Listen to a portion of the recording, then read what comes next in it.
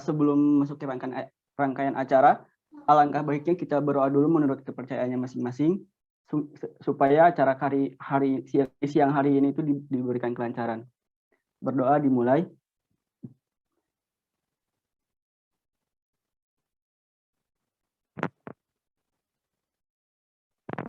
Berdoa dicukupkan. Untuk selanjutnya, kita akan mendengarkan sepatah dua patah kata dari Koordinator PIM Depok kepada Kak Ucu Mujahidah. Waktu dan layar saya persilakan. Oke. Assalamualaikum warahmatullahi wabarakatuh. Terima kasih banyak ya untuk Kakak Budak Ilmu yang sudah bersedia memandu jalannya acara pada siang hari ini. Dan selamat datang juga buat Kak Dita ya, salah satu perempuan yang sudah menginspirasi saya pribadi ya, saya bahasanya ya, yang udah menginspirasi aku ya dengan berbagai kegiatan dan aktivitasnya serta kontribusinya gitu ya. Nah, makanya ini kita di sini sekarang di ngobrol agak serius, di ngobrolnya memang nggak serius banget ya. Jadi agak serius itu kayak apa ya? Salah satunya terinspirasi ya dari mungkin ini ada kalau ada yang pernah baca buku Jangan Lelah Berproses, ini karya salah satu dosen Unpad yang beliau punya memberdayakan mahasiswanya ya di kewirausahaan sosial. Nah, beliau itu ada yang namanya perkumpulan kecil ya. Jadi kayak misalkan hanya 5 orang, kemudian jadi 10 orang, 15 sehingga terus bertambah. Dari pertemuan-pertemuan kecil itu yang ngobrolnya nggak serius-serius banget awalnya. Terus juga tidak semua orang yang ibaratnya yang apa ya, nggak orang-orang pinter aja gitu ya, tapi bahkan banyak mahasiswa yang kayaknya bakal DO gitu ya, ikut pertemuan diskusi-diskusi kecil itu gitu. Di ruko waktu itu ada juga kadang di desa di kantor kepala desa. Nah dari situ aku berpikir kayaknya apa ya, anak-anak muda ini butuh ruang atau wadah untuk menyalurkan energi gitu ya.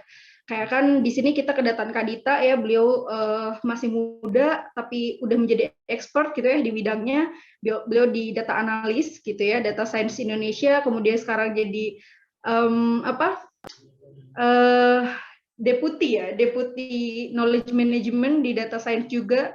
Terus juga beliau juga salah satu pengajar ya di sekolah jalanan, dan banyak sekali aktivitasnya mungkin nanti akan disampaikan oleh Kak Fikri ya, dan seperti itu gitu. Jadi harapannya ngobrol agak serius ini menjadi salah satu wadah aja gitu ya, wadah kita anak-anak muda untuk saling sharing gitu. Mungkin kita dari berbagai background yang berbeda gitu ya, mungkin nanti setelah ini ada yang mau sharing, ada yang dari BUMN mungkin ya, sharing-sharing gimana sih kerja di BUMN gitu ya, atau untuk kami yang ada di luar bidang gitu dan lain-lain, atau mungkin ada yang kerja di filantropi, seperti itu sih.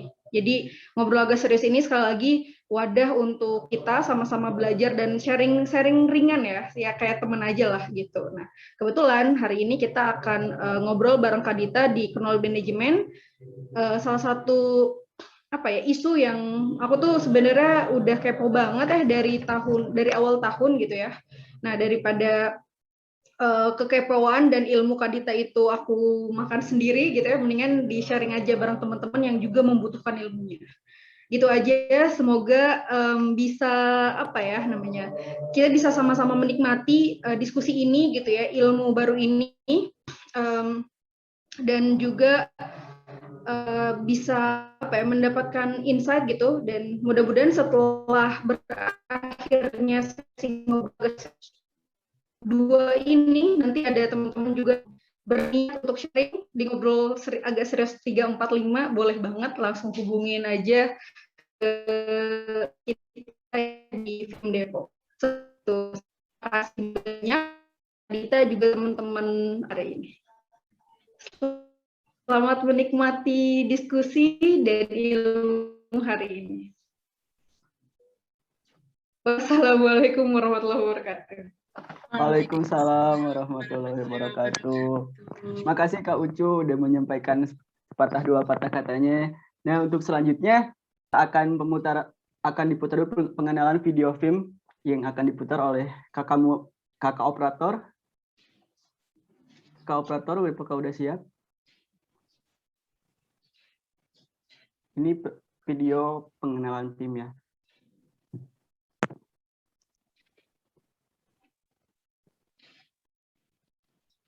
Dan bangsa akan selalu digantungkan. Bangsa manapun yang ingin tetap berjaya dan langgeng harus mempersiapkan pemuda dan juga regenerasinya. Terlebih Indonesia, sebuah negara yang merupakan negara maritim terbesar dengan suku bangsa dan bahasa terbanyak di dunia, dan juga rumah dari berbagai budaya yang diberikan kelimpahan flora dan fauna serta kekayaan alam yang tiada duanya. 24,5% dari penduduk Indonesia saat ini adalah pemuda berusia 16-30 tahun. Jumlah ini akan terus meningkat tajam pada tahun 2020 sampai 2035, dan masa ini adalah masa di mana Indonesia dapat menikmati bonus demografi, di mana pemuda begitu banyak dan dapat produktif untuk membangun Indonesia. Seperti apa kita nanti? Akankah kita tetap menjadi sebuah negara besar? Apakah pemuda Indonesia akan siap untuk membawa negara ini menjadi lebih baik? Keresahan ini ditambah dengan tantangan dari pendengar siaran radio untuk tidak hanya sekedar mengkritisi pemerintah, membawa pasangan Elmir Amin dan Tati Elmir beserta sahabatnya, kemudian menggagas terbentuknya pelatihan pembentukan karakter Forum Indonesia Muda di tahun 2003. FIM dibangun dengan mimpi menjadi forum recharging, networking, sekaligus wadah strategis peningkatan kompetensi kepemimpinan dan karakter yang bersifat independen. Diikuti oleh berbagai aktivis dan pemimpin muda dari berbagai perguruan tinggi maupun organisasi kepemudaan di Indonesia, dari Aceh sampai Papua, bahkan yang sedang berada di luar negeri. FIM dibentuk untuk turut berpartisipasi mempersiapkan pemimpin Indonesia masa depan. Pelatihan FIM mempertemukan 150 pemuda terpilih untuk bertemu dengan narasumber inspiratif tingkat nasional, berbagi inspirasi dan kepedulian, serta ditanamkan 7 pilar dasar kepemimpinan dan 7 pilar karakter. Sejak berdiri, pelatihan FIM telah terselenggara dengan berbagai tema pelatihan dan menelurkan ribuan orang alumni. Selepas pelatihan, alumni FIM kemudian terlibat dalam regional dan juga FIM Club yang ada di seluruh Indonesia. Seluruhnya aktif dalam berbagai bentuk kegiatan dan keterlibatan pengabdian pada masyarakat. Seluruh aksi ini melibatkan berbagai pihak mulai dari pemerintah, swasta, ataupun komunitas dan organisasi non-profit lainnya. Lebih dari 10 tahun berjalan, alumni FIM tersebar di berbagai sektor di Indonesia. Banyak di antaranya sudah memberikan kontribusi nyata bagi pembangunan bangsa ini. Masa depan Indonesia berada di tangan pemuda Indonesia. Penting bagi kami untuk memastikan pemuda Indonesia dapat bersatu dan mengoptimalkan potensinya sejak saat ini. Dari manapun ia, Papua, Kalimantan, Sulawesi, Jawa, Sumatera, Bali, ataupun Nusa Tenggara, dimanapun di antara Sabang sampai Merauke, pemuda Indonesia punya beragam kekayaan potensi dari latar belakangnya masing-masing. Negeri ini butuh kita, pemuda yang saling menguatkan dan saling mendorong satu sama lain untuk bersama memperbaiki dan membawa bangsa ini menjadi bangsa yang besar dan dikenal dunia.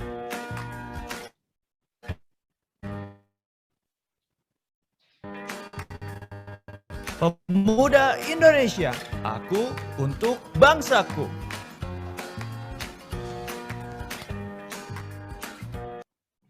Mantap, keren banget nih video pengenalan tim. Buat teman-teman yang masih kepo ataupun ingin lebih tahu apa sih itu Forum Indonesia Muda, bisa mengunjungi sosial medianya di Instagram Forum Indonesia Muda ataupun di websitenya ya Forum Indonesia Muda. Nah, sebelum lanjut ke acara inti, baiknya kita mengabadikan momen siang hari ini, mumpung masih pada semangat dan ceria nih, biar senyum-senyumnya itu bisa terpancarkan gitu ya. Mungkin operator bisa mengabadikan momennya. Kita foto bersama dulu untuk menjadi kenang-kenangan di ngobrol agak serius Vol 2 nih. Operator. Ya, Fit. Bisa on cam dulu ya, teman-teman. Siap. Kita Boleh. tunggu. 2 foto ya, senyum ikhlas dan gaya bebas. Atur aja, Fikri. Belum ya? Ada lagi nggak ya? Ayo guys, on cam. Hitung mundur, Pik. 3, 2, Bukan. sa- Hitung mundur ini. Hitung Oh. mundur on cam. Oh, 3 itu mundur on cam. Oke, kalau misalkan nggak ada hitungan 1 sampai 3, kita akan langsung foto ya. 1, 2, 3. Kang, udah ada yang on cam. Mungkin bisa nih, langsung Kang. Mulai foto ya. Siap. Lagi proses. Hitung, Pik. Bikin itu. 1, 2, 3. Hitung apa? Oke. Lagi. 1, 2, 3.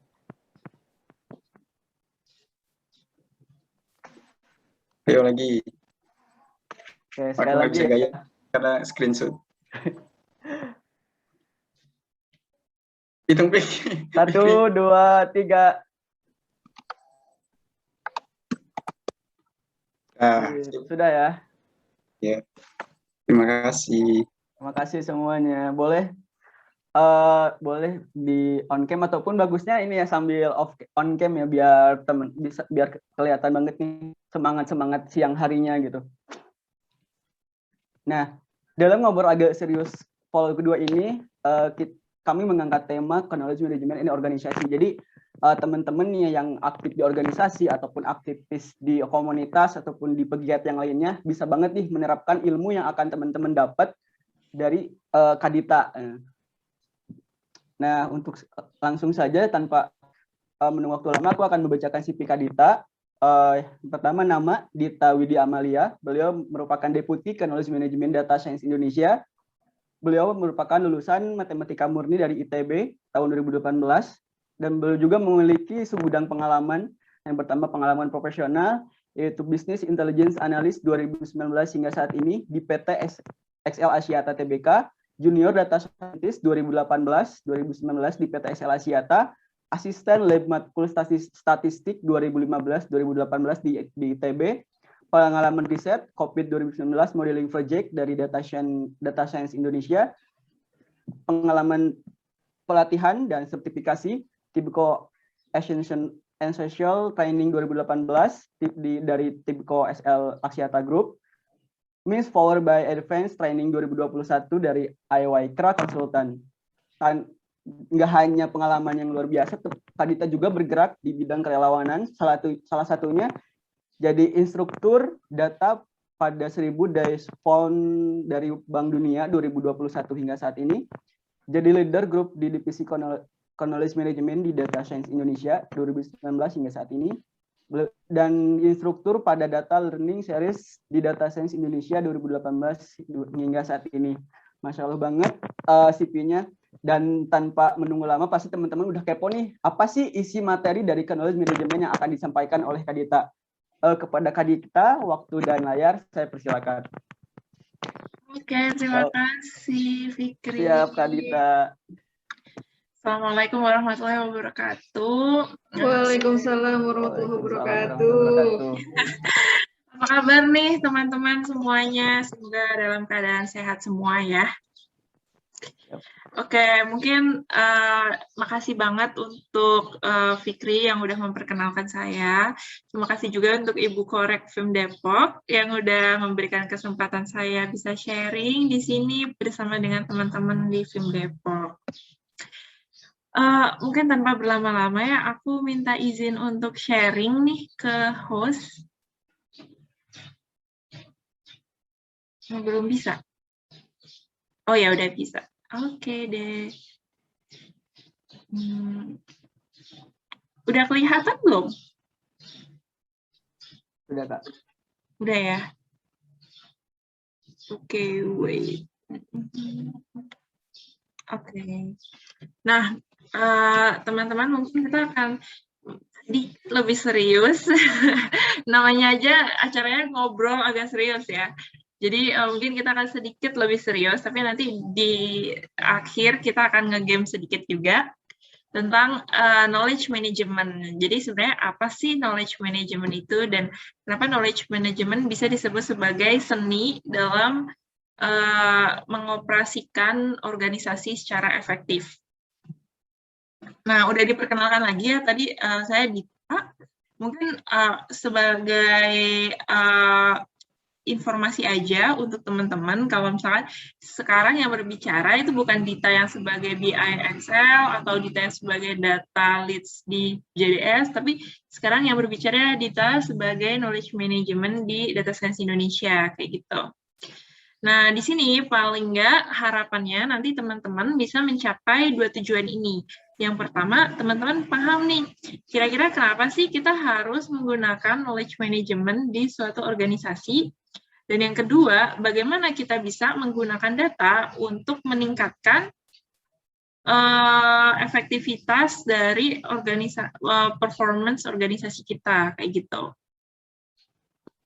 Nah, sedikit tentang knowledge management. Kalau misalkan teman-teman lihat di sini, ini adalah suatu proses knowledge management yang sebenarnya kalau di bahasa Indonesia kan tuh manajemen pengetahuan kayak gitu. Jadi apa sih knowledge management itu? Knowledge management adalah ilmu yang mengorganisir pengetahuan dari yang sifatnya pengetahuan taksit atau yang tidak bisa diraba, cuma bisa dirasakan dan cuma bisa diketahui, menjadi pengetahuan yang lebih eksplisit sehingga bisa dipegang, dibaca, didengar, kayak gitu. Nah, kebanyakan pengetahuan yang kita punya itu tersebar di otak manusia, yang mana ini bisa berdasarkan pada apa yang dirasakan, apa yang dibaca oleh orang tersebut, tetapi semua tersimpan di dalam otak kita, otak manusia gitu. Sementara orang lain yang tidak memiliki experience tersebut itu tidak tahu mengenai knowledge tersebut kalau belum berinteraksi dengan orang yang mempunyai knowledge. Nah, ketika ada suatu perpindahan knowledge yang sifatnya seharusnya bisa secara keseluruhan, komprehensif, tapi sayangnya itu tidak tercapai, inilah kenapa kita butuh yang namanya knowledge management, atau bagaimana sih kita bisa membuat yang knowledge-nya bentuknya taksit tadi menjadi lebih eksplisit. Jadi di dalam knowledge management itu ada banyak elemen. Elemen yang pertama adalah jelas manusia, karena memang yang punya knowledge adalah otak manusia itu sendiri. Yang kedua, bisa elemennya berupa proses. Yang dimaksud mungkin nanti lebih ke bagaimana, misalnya teman-teman dari suatu organisasi Forum Indonesia Muda. Di Forum Indonesia Muda selalu ada yang namanya pelatihan nasional. Nah, ketika melakukan pelatihan nasional, pasti ada latihan atau training misalnya untuk para fasilitator, kayak gitu. Proses training, experience untuk memberikan training, begitupun experience untuk mendapatkan training tersebut, itu merupakan proses knowledge yang perlu kita manajer, gitu, perlu kita atur, kayak gitu. Selanjutnya, ada juga elemen yang disebut teknologi. Misalnya, teman-teman menggunakan membuat event menggunakan Zoom sebagai media fasilitator teman-teman untuk tahap buka kayak gini ya, ketemu gitu. Nah, teknologi Zoom merupakan salah satu knowledge management yang perlu teman-teman jaga. Misalnya teman-teman sudah bayar Zoom-nya dan sudah punya license nih. Sayang banget kalau misalkan Zoom-nya nggak kepake cuman karena kita nggak tahu license-nya apa, karena orang yang megang license-nya udah nggak aktif lagi di FIM, misalnya kayak gitu. Kan sayang banget ya. Nah, makanya perlu ada yang namanya knowledge management. Bisa juga elemen knowledge management-nya berbentuk advice atau saran. Sebagai contoh, misalnya Kak Ucu, koordinator FIM Depok, mungkin ketika awal-awal beliau menjabat menjadi koordinator, beliau nggak tahu sama sekali tentang FIM Depok itu seperti apa, orang-orangnya bagaimana, sehingga beliau perlu meminta saran dari orang-orang yang lebih dulu atau generasi sebelumnya gitu. Advice ini kalau misalkan hanya masuk ke dalam otaknya Kak Ucu, itu sayang banget. Perlu dicatat, perlu adanya dokumentasi. Nah, oleh karena itu, advice juga termasuk dalam knowledge management. Elemen-elemen lainnya, misalnya informasi, ini jelas ya, informasi hoax itu bisa kita kategorikan sebagai knowledge yang perlu kita filter. Misalnya informasi beasiswa, perlu kita tahu kalau misalnya kita mau daftar beasiswa, ya kita perlu mencari lebih tahu dong informasi beasiswa tersebut, sehingga kita perlu mendokumentasikannya. Bisa juga insight, contohnya apa yang diketahui dari hal-hal baru yang didapat dari event ini, misalnya teman-teman bisa dengan mencatat atau nge-recordnya.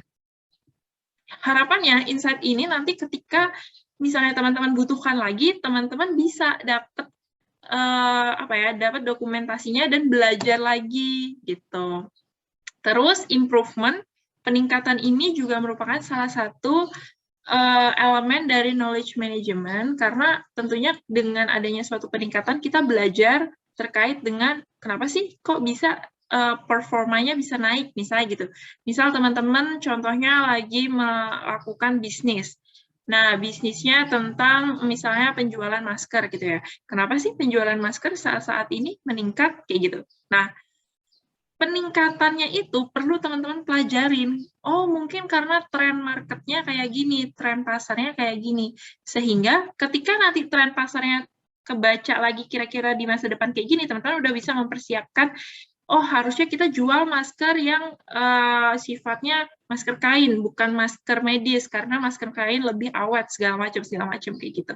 Nah, harapannya apa-apa aja nanti yang didapat dari proses peningkatan ini itu bisa kita dokumentasikan, dan di suatu saat ketika memang trennya kembali lagi, kita bisa melakukan strateginya lebih awal sehingga improvementnya bisa lebih signifikan. Dan yang terakhir adalah practice.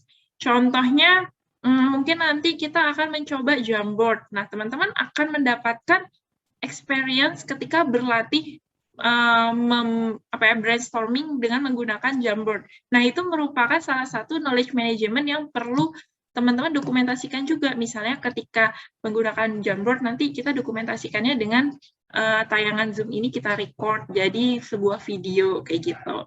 Jadi knowledge management ini elemennya cukup banyak, cukup variatif dan bermacam-macam, sehingga perlu adanya prioritas yang mana knowledge yang perlu kita dokumentasikan dan yang mana knowledge yang kayaknya ini bisa deh kita biarkan aja karena dengan googling aja bisa kok kayak gitu.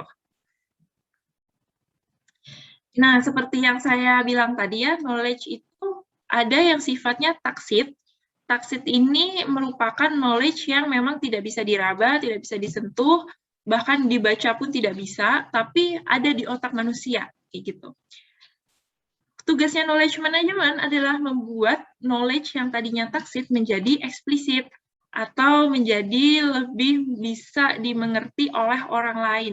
Sebagai contohnya, nanti mungkin kita akan sharing kira-kira bentuk-bentuk knowledge eksplisit itu seperti apa gitu. Untuk tahu knowledge tersebut perlu didokumentasikan atau tidak, itu ada yang namanya 6 tahap ini. 6 tahap pembentukan knowledge management. Yang pertama adalah identifikasi. Identifikasi terlebih dahulu, kira-kira pengetahuan apa sih yang perlu kita dokumentasikan dan yang mana yang tidak. Mana yang perlu kita store sebagai simpanan dokumen, mana yang kita buang aja, kita hapus aja dari komputer kita, misalnya kayak gitu. Mana yang perlu kita transfer ke orang selanjutnya, mana yang kayaknya nggak penting-penting amat kita kasih ke orang lain, kayak gitu. Pasti kan ada ya yang misalnya penurunan, mungkin bagi sebagian orang penurunan performance itu penting untuk dikasih tahu ke orang lain supaya nanti mereka bisa belajar kenapa sih kausnya ada penurunan performance itu. Tapi di sisi lain mungkin bagi sebagian orang penurunan performance itu nggak begitu bagus untuk dieksplisitkan kepada orang lain di luar organisasi, sehingga nggak perlu kita transfer knowledge tersebut kepada orang lain. Ada yang kayak gitu. Jadi identifikasikan knowledge mana aja sih yang mau kita transfer ke orang lain kayak gitu. Yang kedua adalah create.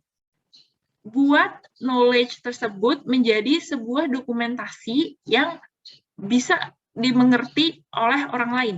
Sebagai contohnya, misalnya Zoom meeting ini. Sebagian orang mungkin enjoy ketika nanti ketika lupa misalnya ilmu ini, mereka akan mencatatnya, sehingga nanti ketika lupa mereka bisa belajar lagi dari catatannya.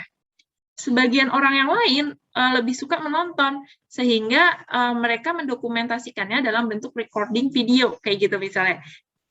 Tapi yang jelas, knowledge tadi bisa ditransfer menjadi sebuah dokumentasi yang paling tidak bisa lebih mudah diakses, walaupun misalnya saya sebagai speaker di sini udah nggak ada lagi, maksudnya udah nggak memberikan sesi ini lagi, kayak gitu.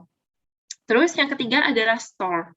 Tempatkan knowledge tersebut di suatu tempat yang aman dan mudah diakses. Sebagai contohnya, kalau di DSI, kita menggunakan Drive, Notion, dan spreadsheet, udah itu aja. Jadi, teman-teman juga bisa sebagai organisasi menggunakan 3 hal itu, karena semuanya free, nggak berbayar, dan mudah diakses sama semua orang, ya kan? Terus yang keempat, share knowledge tersebut kepada target teman-teman.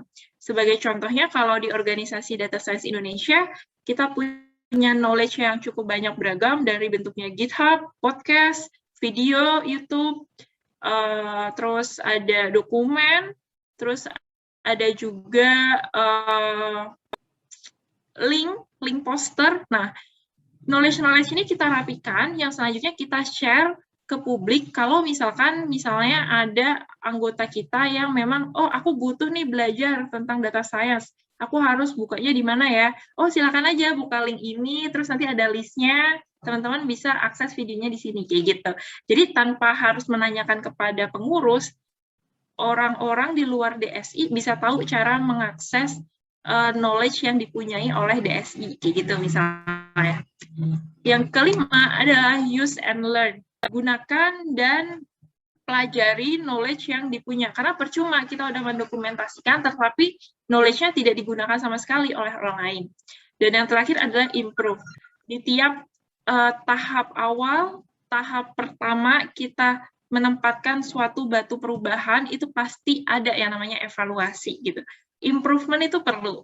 Peningkatan terhadap suatu sistem itu perlu, sehingga proses itu menjadi penting, bukan hanya output atau outcome-nya aja, tetapi proses di dalam sistem itu menjadi penting untuk dipelajari oleh semua yang termasuk dalam knowledge ini, gitu.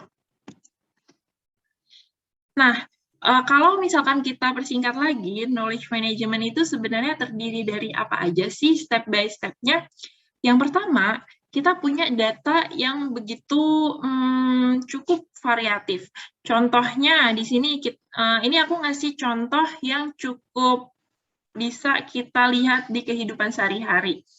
Contohnya bentuknya data itu misalnya ada lampu lalu lintas yang warnanya merah, kuning, dan hijau. Terus dari informasi tersebut ternyata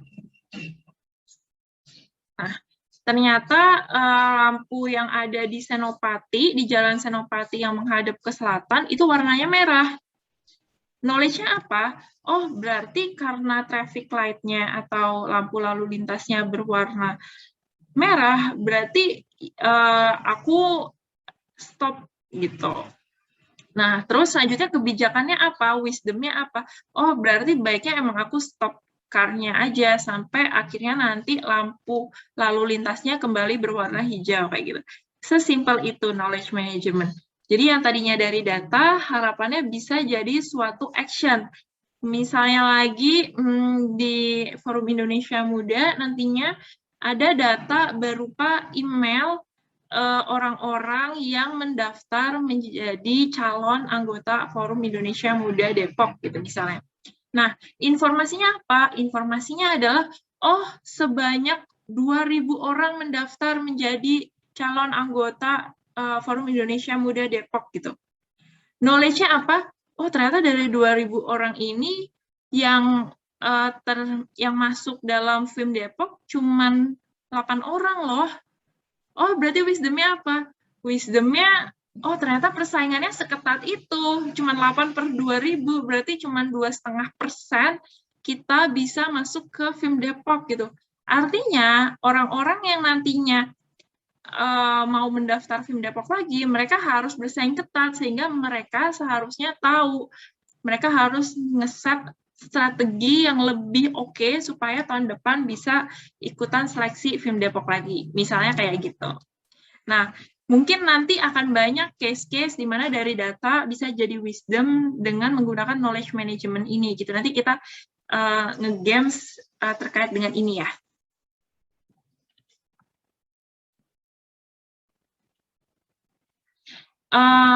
Data ini selanjutnya, data yang menjadi elemen, data itu merupakan data yang menjadi elemen paling dasar, mentah, atau kadang belum melalui proses yang bersih. Contohnya misalnya angka, kata, kode, tabel, basis data, itu bisa disebut sebagai data. Informasi itu merupakan hasil proses data yang telah memiliki nilai atau makna. Sebagai contohnya gagasan, konsep, ide, atau bahkan pertanyaan kegelisahan itu menjadi informasi. Kayak misal di film Jakarta kemarin, mereka membuat pertanyaan-pertanyaan tentang apa sih yang selama ini kita rasakan tentang Jakarta gitu. Yang akhirnya dari pertanyaan-pertanyaan itu ketika dibagi ke setiap anggotanya, oh ternyata itu kegelisahan yang terwakili oleh setiap anggota, sehingga oke, kita buat sebuah tulisan yang isinya adalah pertanyaan-pertanyaan itu dan kita sampaikan nanti ke Pak Gubernur. Nah, tulisan ini yang tadinya dikumpulkan menjadi buku bisa menjadi wisdom untuk Pak Gubernur, sehingga Pak Gubernur tahu nih apa yang dirasakan oleh pemuda di Jakarta dan bisa mengambil kebijakan yang sesuai dengan kegelisahannya mereka sehingga lebih tepat sasaran, misalnya kayak gitu. Selanjutnya knowledge. Knowledge itu merupakan informasi yang dihimpun secara terorganisir untuk dipahami. Contohnya knowledge-nya itu berupa kerangka kerja, fakta, teori, tulisan, kayak gitu. Dan yang terakhir wisdom. Wisdom itu keputusan atau kebijakan hasil dari penerapan dari knowledge tadi, sehingga bisa dijadikan dasar pengambilan keputusan, kayak gitu.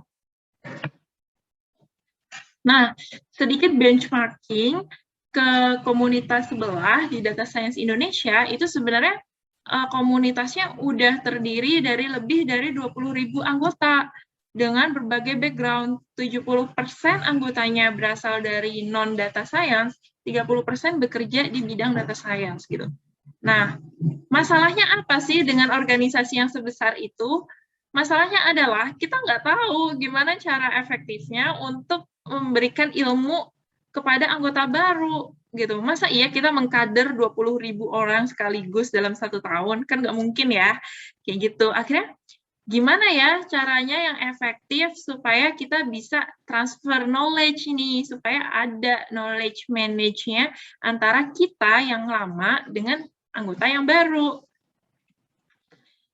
Cara yang pertama adalah membuat database member. Database member kita jadikan sebagai data landasan supaya kita tahu nih berapa sih, paling tidak kita tahu berapa jumlah member yang kita punya saat ini. Penting juga ketika di database member kita punya kontak-kontaknya. Database member nggak harus yang kayak informasi-informasi pribadi seperti misalnya tanggal lahir, atau misalnya domisili kayak gitu tuh nggak perlu gitu. Yang kita perlukan hanyalah kontak-kontak yang bisa kita reach out, yang bisa kita call atau chat via WA atau bisa kita add di Telegram gitu. Sehingga nanti ketika mau berkomunitas, misalnya kita butuh orang-orang dengan profil seperti ini, kita tahu kita harus kontak siapa kayak gitu. Database member merupakan elemen paling dasar knowledge management yang penting untuk sebuah organisasi gitu. Dan saya yakin pasti FIM Depok juga udah punya ya database membernya kayak gitu.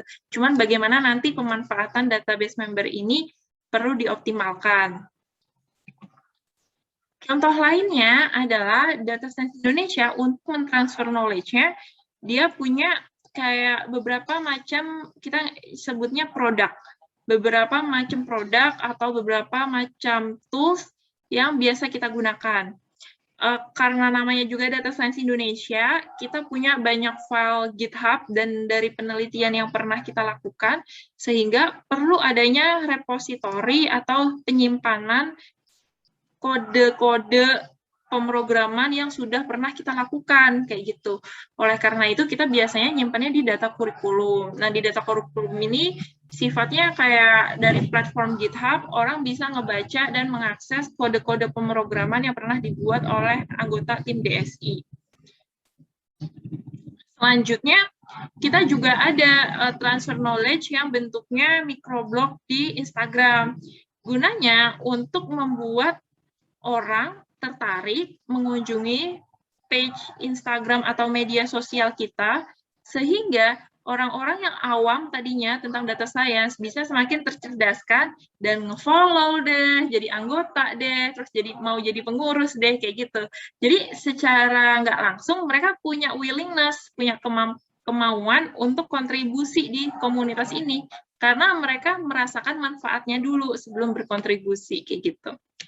Nah, makanya microblog ini di tiap postingannya DSI itu selalu rame, pasti ada di sekitar di atas 500 likes dan engagementnya selalu tinggi kayak gitu. Terus selanjutnya kita juga punya untuk nge-reach out teman-teman yang profesional, expert, itu kan nggak mungkin ya kita pendekatannya lewat Instagram atau lewat GitHub gitu. Pasti ada dong cara yang lebih elegan untuk istilahnya melakukan pendekatan kepada orang-orang profesional dan expert sehingga mereka tetap mau berkomunitas di DSI gitu. Salah satu caranya adalah dengan mengundang mereka menjadi speaker di podcast kita gitu. Nah, podcast kita ini ada di Spotify, Anchor, dan berbagai lini audio lainnya. Nah, di sini sebenarnya ada 2 manfaat dari podcast. Yang pertama, kita bisa engage, bisa berhubungan dengan orang-orang yang expert dan jago dan ahli di data science, baik dari pemerintah, swasta, maupun public sector, pun juga kita bisa mendapatkan ilmunya langsung dari expertnya gitu, tanpa harus susah-susah mengkontak gitu, karena kita punya alasan, oh ini DSI sebagai komunitas yang paling besar data science di Indonesia gitu. Kita butuh mencerdaskan orang-orang terkait data gitu. Nah, udah pasti tuh expert banyak banget yang mau ngantri untuk ngisi di podcast kita gitu. Nah, oleh karena itu ketika data post ini terbit, makanya banyak banget listener-nya karena mereka ketika tahu orangnya, oh yang mengisi ternyata Pak ini dari Telkom, oh yang mengisi dari World Bank gitu, mereka pasti akan tertarik untuk mendengarkan knowledge-nya, sehingga ketika pun mereka butuh knowledge tersebut, mereka akan mencari tahu dengan ngebuka podcastnya aja gitu, nggak perlu ribet-ribet lagi. Dan yang terakhir adalah learning asset management. Karena bentuk elemen knowledge itu tadi banyak banget ya, jadinya kita perlu mensortir knowledge-nya sehingga mudah diakses oleh halayak gitu. Ada yang sifatnya video, podcast, kurikulum, ataupun ada yang sifatnya poster, infografis, visualisasi kayak gitu. Jadi kayak tidak beraturan kan sebenarnya knowledge-nya gitu. Makanya kita buat kayak spreadsheet yang isinya adalah kumpulan dari knowledge tersebut sehingga nanti mudah diakses. Nah, hasilnya yang dari 2 tahun lalu, yang tadinya 10.000 member, karena kita menggunakan knowledge management ini, DSI bisa berkembang jadi 2 kali lipat, jadi lebih dari 20.000 member gitu. Kalau nggak salah sekarang udah 30.000 malah ya. Terus engagement-nya yang tadinya teman-teman bisa lihat tuh last postingan yang pertama tuh, itu cuman palingnya kurang dari 50 likes. Tiba-tiba karena ada knowledge management tadi, bisa nge-reach out sampai 1.000 likes, kayak gitu kadang, satu postingan, kayak gitu. Nah, makanya knowledge management ini sangat bisa maximize banyak hal di organisasi, mulai dari efektivitasnya, maupun dari akuisisi keanggotaan, atau bisa juga memberikan marketing performance untuk organisasi teman-teman, kayak gitu. Nah, itu aja mungkin sedikit ilmu knowledge management dari saya. At the end, knowledge management is a means, not an end gitu. Jadi knowledge management itu sebenarnya performa yang perlu dirata-rata dan perlu di maintain prosesnya, bukan suatu performa akhir atau output yang nantinya udah gitu aja gitu. Itu aja, sekian dari saya kembalikan lagi ke Fikri. Terima kasih Kak Dita, materinya sangat luar biasa. Jujur aku pun awalnya belum tahu banyak ya apa sih itu knowledge management. Di sini aku bisa tahu 2 goals yang tentang knowledge management, terus tahu mengenai tahapan atau elemen-elemen yang ada di knowledge management juga, terus tuh tahu apa istilah taksit dan tuh menjadi explicit ya, bahwasanya taksit itu tuh hal-hal yang tidak bisa diraba yang ada di otak kita gitu. Dan gunanya explicit itu menjadi bisa kita tuh harus bisa mengartikan ataupun bisa menyampaikan ke orang lain juga. Dan karena itu tadi juga kan ada disampaikan ya di beberapa elemen kayak dalam bagaimana sih dalam mentransfer knowledge management itu bisa melalui elemen orang, people, practice, insight, information, improvement, advice, teknologi, dan proses. Yang paling utamanya di prosesnya sih itu yang harus lebih dipahaminya. Dan mungkin pastinya tadi juga biar teman-teman bisa lebih tahu juga tadi dicontohkan juga dari langsung dari database Indonesianya. Mungkin misalkan teman-teman yang masih kepo dan ingin lebih tahu mengenai database Indonesia bisa mengunjungi websitenya ataupun Instagramnya.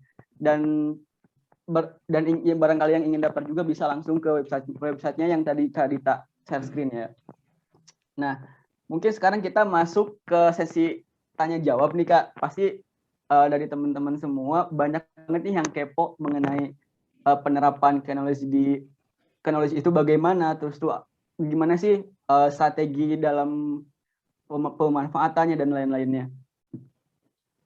Nah, di sini untuk yang bertanya boleh di kolom chat. Ini sebelumnya kemarin Kak di Google Form itu ada apa ya istilahnya ada pertanyaan jika ada untuk titipan dari peserta nih. Ada beberapa pertanyaan yang mungkin jadi pemantik awal buat aku tanyakan ke Kak Dita nih. Waduh, berat ya ini pertanyaannya. Oke. Ya Kak, yang pertama, apakah shift knowledge management ataupun semacamnya diperlukan untuk manajemen pengetahuan atau cukup lewat HR aja Kak?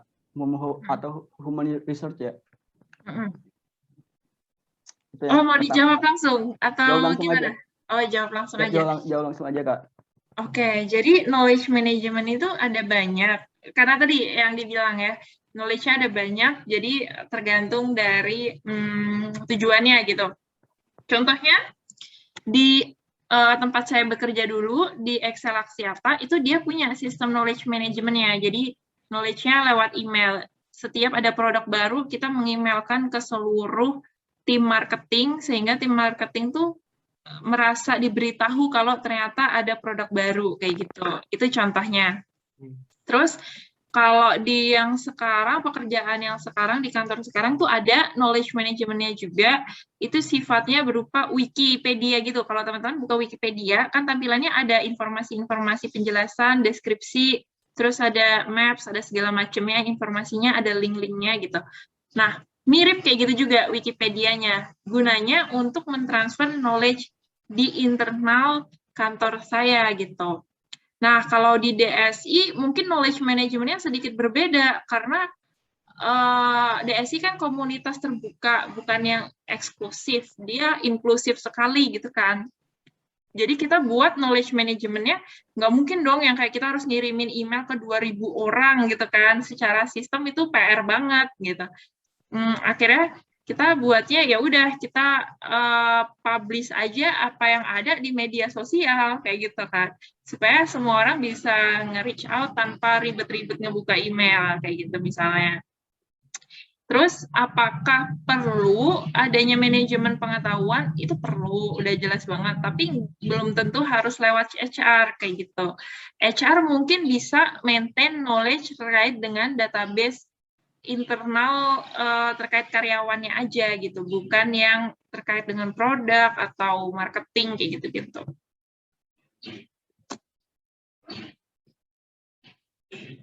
Ya, jawabannya sangat luar biasa. Nah Kak, ini kita langsung ke pertanyaan kedua. Contoh penerapan knowledge management sederhana di perusahaan dong Kak, katanya. Bagaimana sih penerapannya secara sederhana?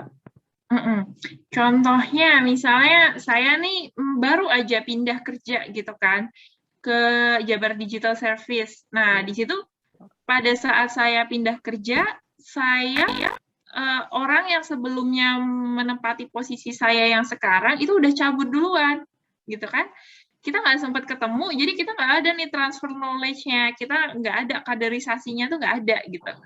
Nah, terus gimana caranya saya belajar sementara nggak ada orang lain yang lebih paham dari dia gitu kan? Akhirnya dia ngebuat ada yang namanya knowledge management-nya di wiki gitu, wikinya JDS kayak gitu. Dan saya cuma tinggal baca, nonton videonya dia ngejelasin, dan tinggal ngerunning pemrograman yang dia buat, saya jadi tahu seluruh pekerjaan dia gitu.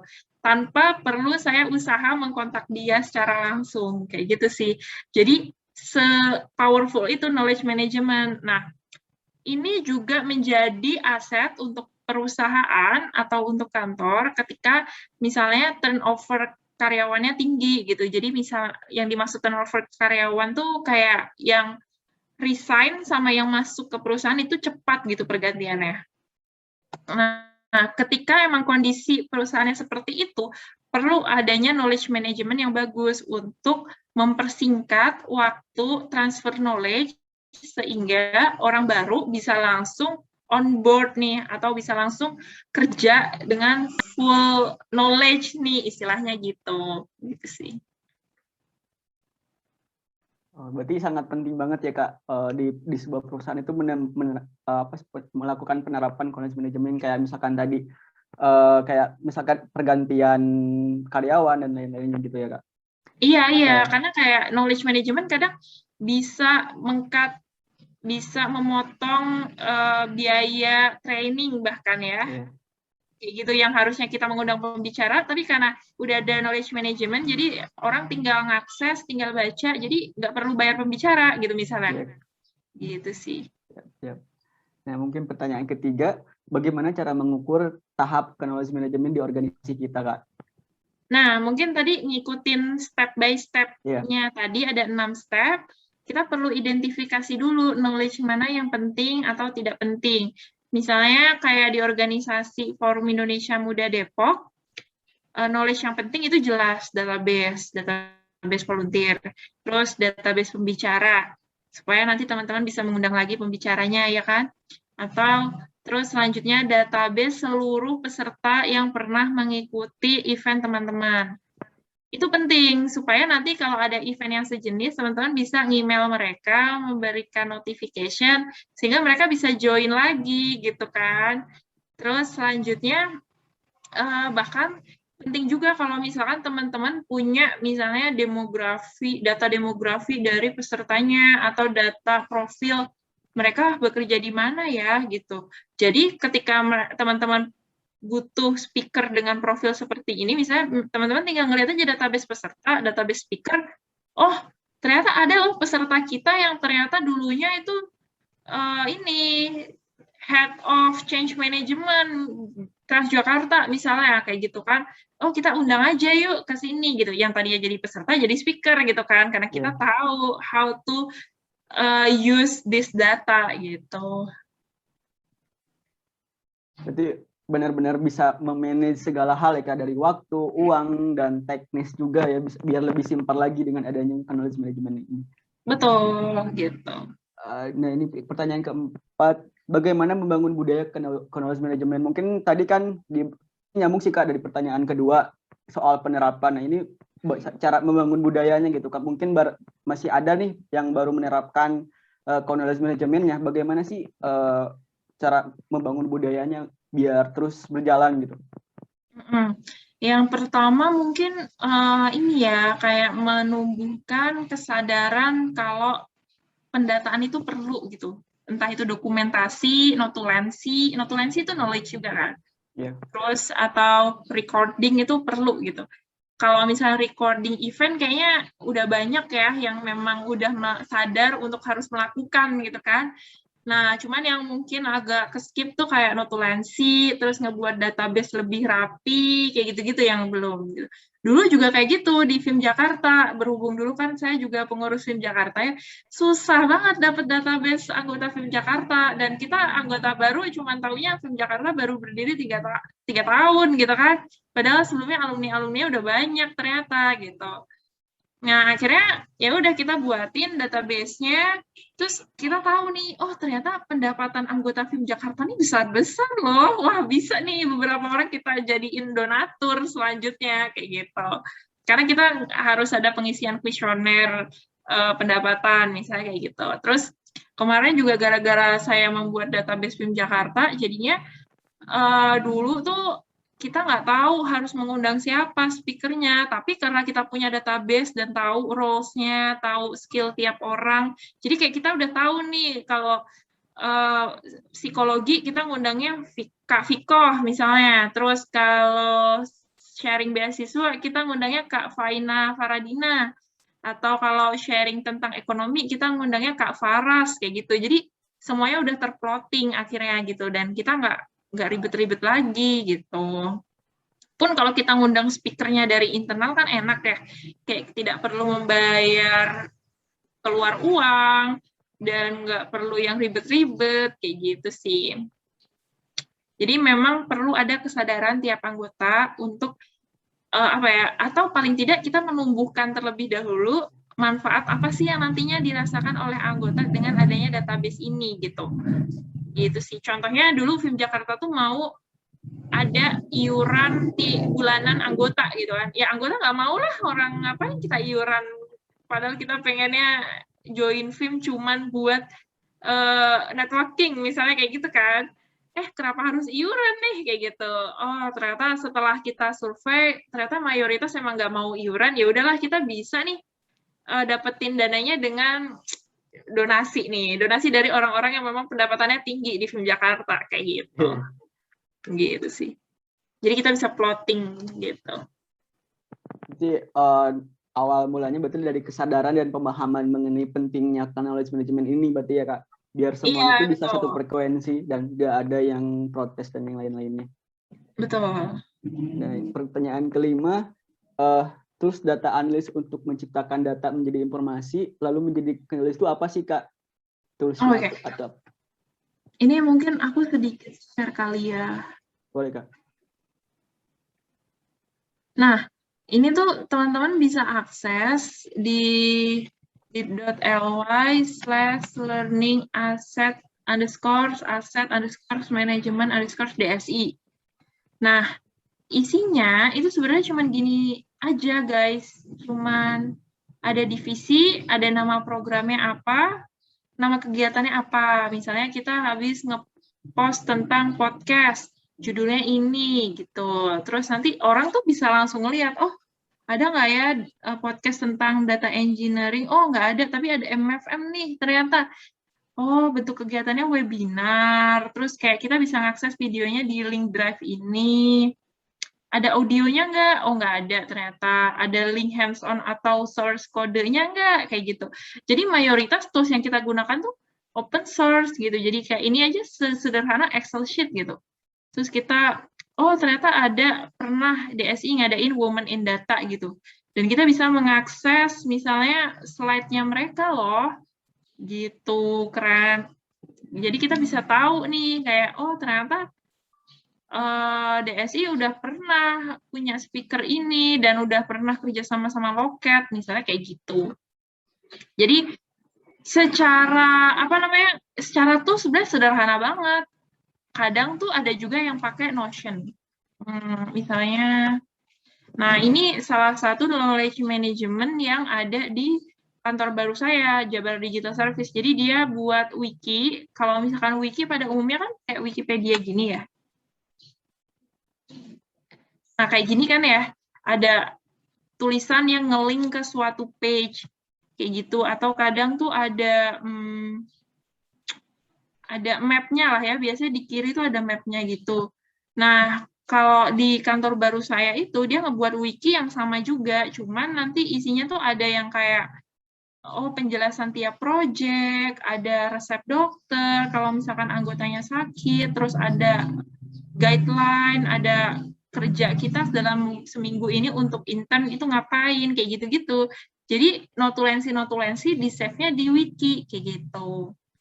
Kalau misalkan teman-teman tahu, ini tuh juga bisa sama dengan Notion sebenarnya. Itu free, dan teman-teman bisa akses secara personal gitu. Jadi kalau misalnya teman-teman punya project atau kerjaan yang cukup banyak, teman-teman bisa mendokumentasikannya semuanya di Notion gitu. Aku pun pakai Notion sih kayak gitu.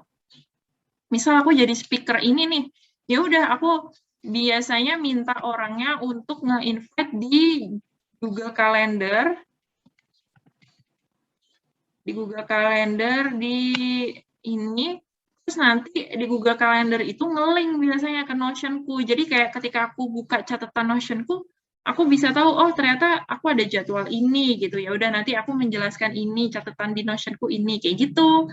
Jadinya semuanya terdokumentasi. Makanya ketika aku mengisi seminar pun, kan bahkan aku bisa ngitung, udah lebih dari 30 komunitas yang ternyata aku isi dengan jumlah pesertanya lebih dari 5.000 penerima manfaat gitu. Jadi kayak aku bisa dapat database peserta juga karena aku ngumpulin database-nya kayak gitu. Jadi tools-nya simple kok, cuman spreadsheet, Google Drive, Notion, kayak gitu-gitu sih. Ya, makasih Kak. Aku juga sebenarnya baru kemarin sih Kak pakai Notion, bisa diakses di Iya. HP juga sih ya. Aku baru kemarin dan baru buat template-nya sih. Soalnya banyak yang ingetin disuruh pakai aja katanya biar simpel. Iya, mudah kan ya makanya ya? Ya, biar kita tuh Biar tahu tuh simple. to-do list-nya dan ke Google Calendar-nya juga. Betul. Berarti emang tools-toolsnya tuh yang emang apa ya, yang suka mungkin kita digunain sehari-hari kayak Google Drive, terus tuh tadi kan Snapsheet, Google Sheet juga ya. Mungkin tambahan Iya. juga nih Notion yang mungkin bisa diakses di handphone juga udah bisa dipakai dan di laptop juga udah bisa diakses juga. Betul. Nah, mungkin selanjutnya kini Kak kita langsung tanya sesi tanya jawab bareng teman-teman yang ada di room ini. Dan mungkin teman-teman bisa raise hand jika ingin langsung ngobrol, bertanya secara langsung, ataupun bisa di kolom chat dengan izin bertanya dan sebutkan namanya. Tadi juga ada sih Kak yang udah bertanya lebih awal dari Kak Anggita, salam katanya dari Jepang. Wow. Keren. Terima kasih atas pemaparannya Kak. Salam dari Jepang, izin bertanya. Bagaimana caranya bergabung di organisasi Data Science Indonesia? Oh itu, ini sedikit promosi nggak apa-apa ya, Bu Korek Film Depok?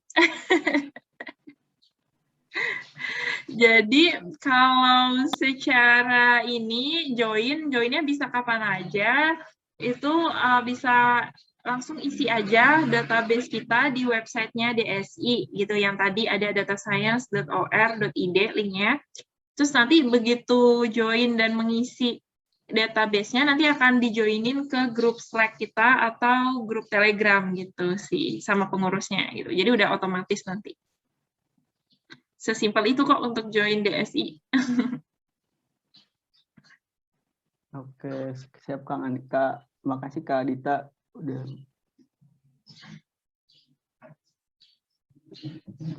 ngasih jawabannya. Mungkin Kak Anggita udah terjawab ya yang dari Jepang. Barangkali dari teman-teman dari Kak Ucu, terus tuh teman-teman peserta yang lainnya jika ingin bertanya boleh raise hand dan langsung ataupun di kolom chat. Atau kita mulai ini aja kali ya. Udah aja Kak. Mulai hands on, kita mulai workshopnya, boleh ya? Mungkin teman-teman yang bersedia bisa buka linknya. Nanti dari Fikri nge-share linknya dan share screen ya, Fikri ya. Iya Kak, bentar.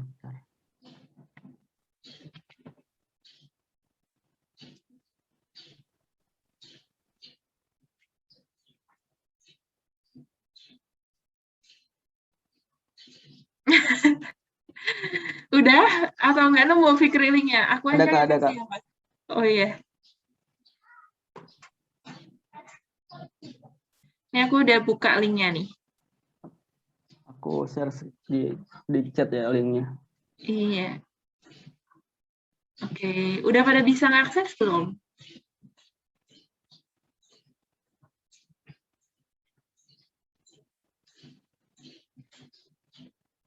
Nah, iya itu. Udah ya? Ada berapa orang nih yang akses nih sekarang nih? Ada 1, 2, 3, 4. Wah, udah ada 4.000 orang yang akses. Mantap. Ayo semuanya akses yuk, linknya yuk. Kita hands on bareng-bareng nih, cara mengidentifikasi knowledge. Oke. Lewat HP juga bisa kok, lewat HP.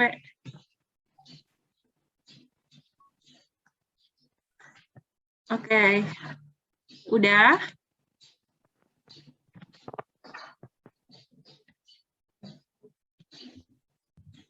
Masih ditunggu.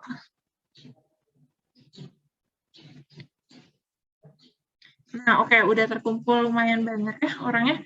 Nah, di sini ada beberapa postingan, ada kegiatan, video, audio, link, image gitu. Nah, teman-teman, silakan coba mencari kira-kira ide bentuk-bentuk yang masuk ke dalam, bentuk-bentuk knowledge yang masuk ke dalam kategori-kategori ini.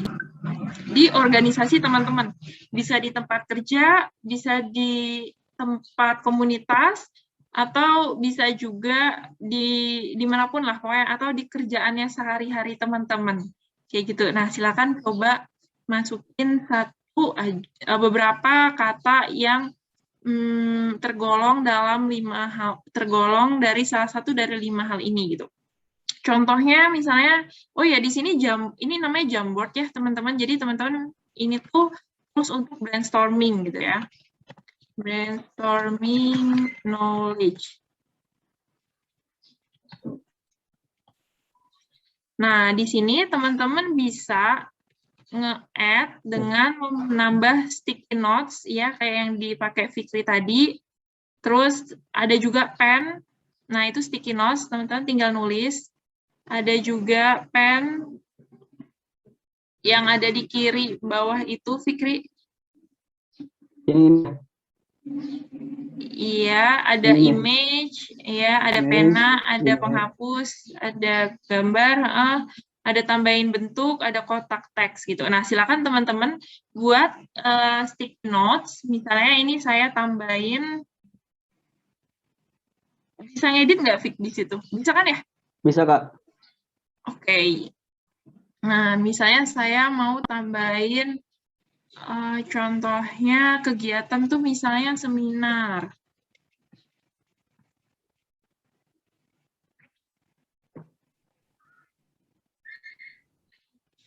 Nah, di sini ada tambahan seminar, saya taruh di sini kayak gitu.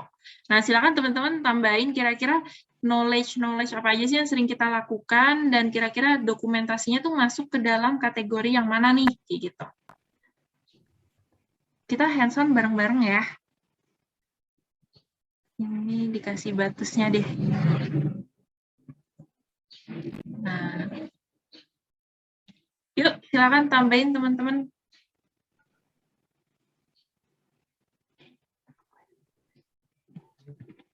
Latihan dapat.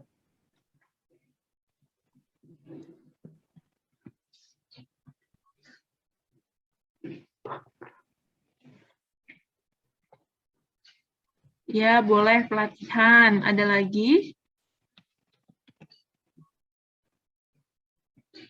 Makrab, mantap. Apa ya? Profil kepengurusan, boleh. Warnanya disamain, biar nggak kebalik-balik. Nah, boleh tuh.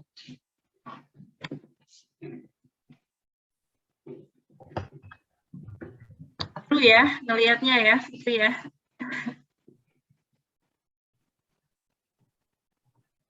Oh iya iya. Foto kegiatan, boleh. Tadi kok sharing session semua ini, benar? Oke, ketutupan. Sharing session di sini kali ya. Iya kan. Nah, Iya, saya kedua di sharing. iya. Oh, sharing sessionnya video atau gimana? Film pendek inspirasi, session-nya. boleh. Oh, live Instagram, oke. Foto kegiatan, kalau foto kegiatan maksudnya di mana? Image gak image. Image ya. Aku salah warna. Oh iya, salah warna. Iya. Oke.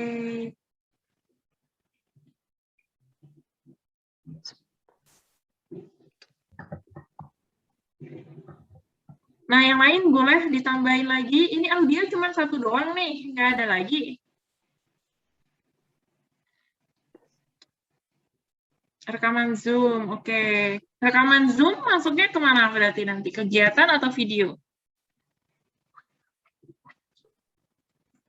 Oke.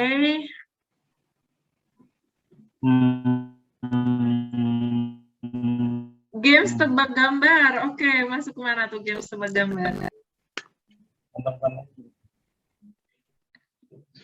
Oh kok ini.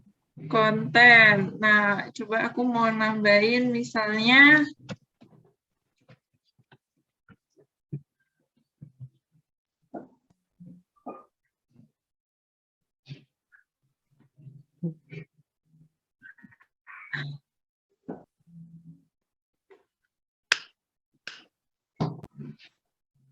oke, link hands-out rapat. Oke, sip. Minutes of meeting, ya boleh.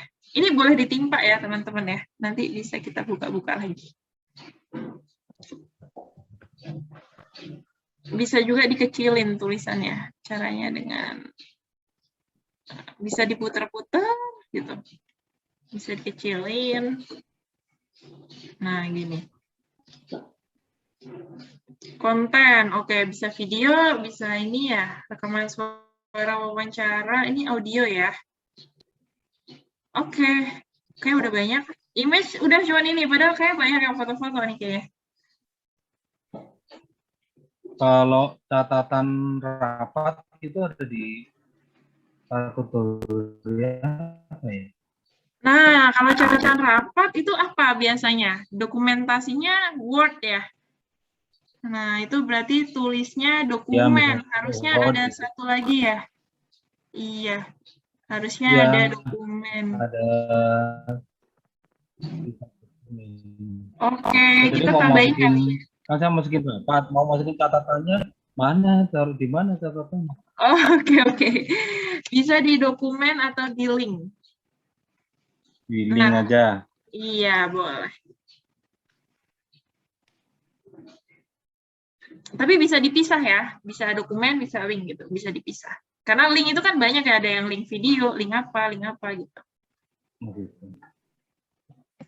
Resep masak, kalau resep masak harusnya di mana? Di dokumen ya. Iya Kak. Kecuali kalau resep masaknya bentuknya vlog gitu. Nah, berarti kalau itu di video. Voice over di audio nggak sih? Voice over. Link catatan rapat di sini. Oh, ini udah diganti link atau dokumen gitu ya, jadi catatan rapat gitu aja. Iya, betul. Performance appraisal. Oke.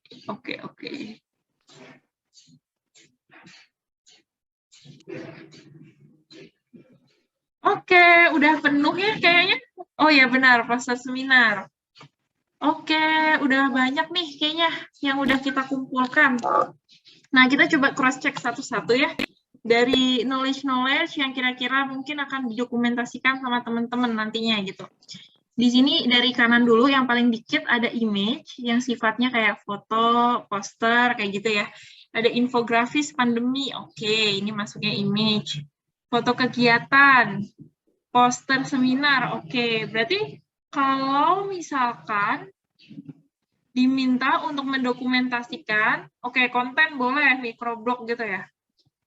Kalau misalkan diminta dokumentasikan, image ini akan ditempatkan di mana sih sama teman-teman kira-kira nantinya?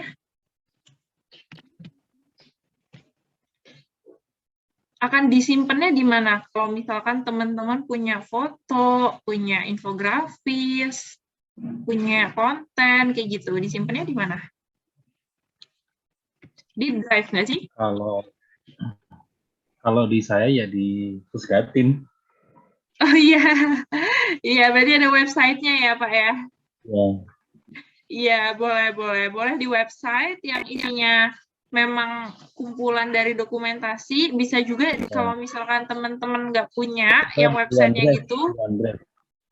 iya bisa di OneDrive kayak gitu. Bentar, warnanya diubah jadi putih biar kelihatan. Nah, ini bisa di Drive. Oke, Ya. yang image, oke, ini poster seminar. Konten tuh maksudnya berarti microblog gitu kali ya?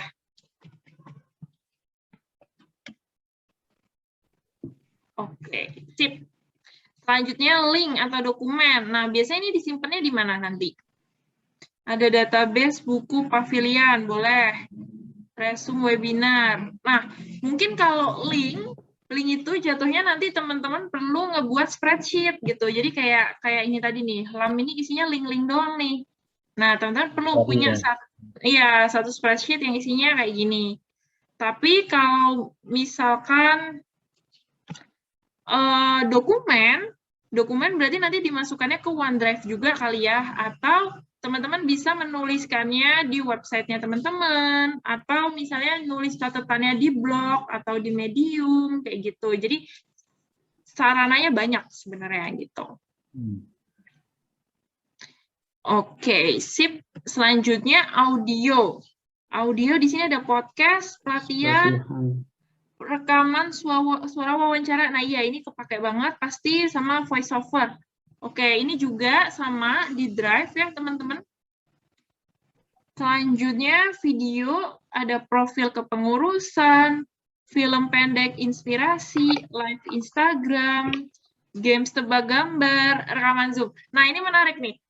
Mana kira-kira yang penting untuk di-save, mana yang enggak menurut teman-teman dari video ini?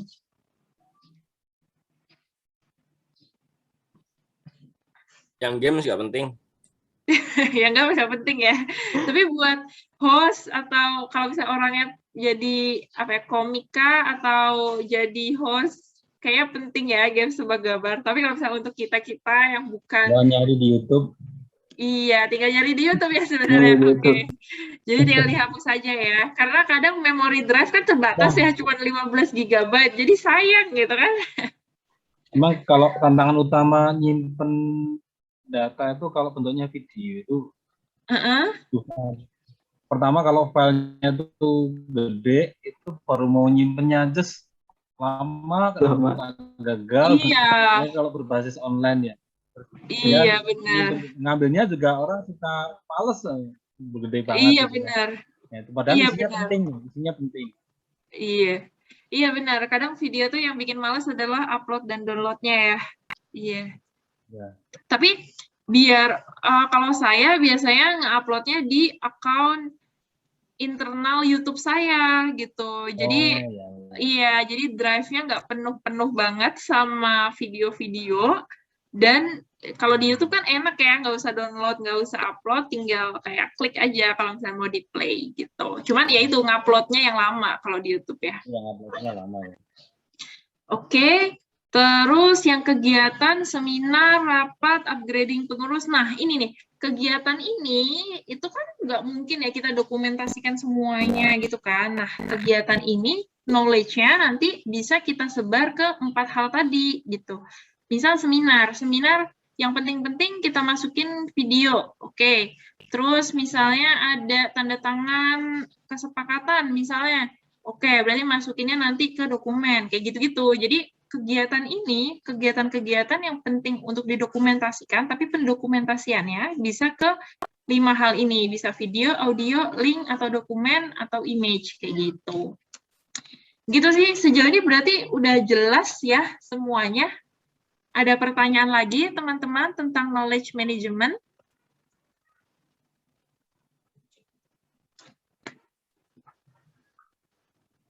Ada Sebenarnya pertanyaan? dari teman-teman ada pertanyaan. Ini apa stop screen aja ya, Kak? Iya, boleh di stop screen. Nah, saya perasaan nanya berapa ya?